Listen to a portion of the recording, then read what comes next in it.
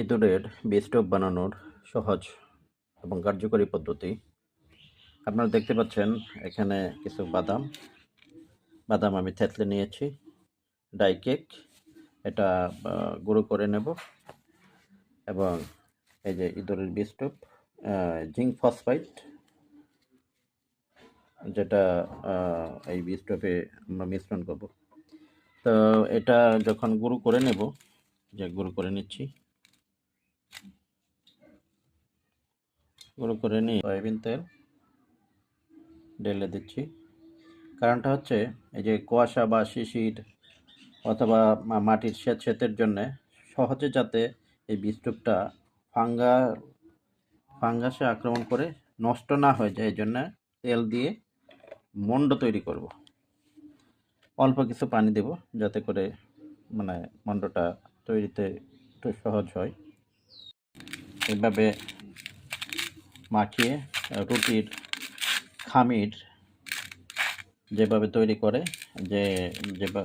যেরকম হয় এভাবে তৈরি করে নেব। আমরা খামিরটা তৈরি করে নিলাম। এরপর এই যে পেপারের এই সাইজ টুকরো, এই সাইজ টুকরোতে কীভাবে রুটির মতো বানাবো। এই যে অল্প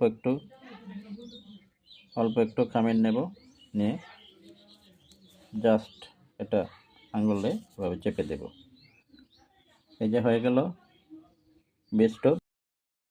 দেখতে পাচ্ছেন জিঙ্ক ফসফাইড আর এই মোটা একটু কাগজ দিয়ে একটা চামচের মতো করে বানিয়ে নিলাম। এটা এই যে এই অল্প পরিমাণ আমরা এক একটা স্টোভে ঢেলে দেব।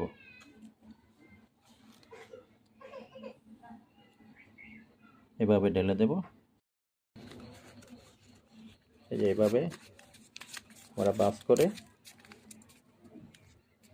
এরকম একটা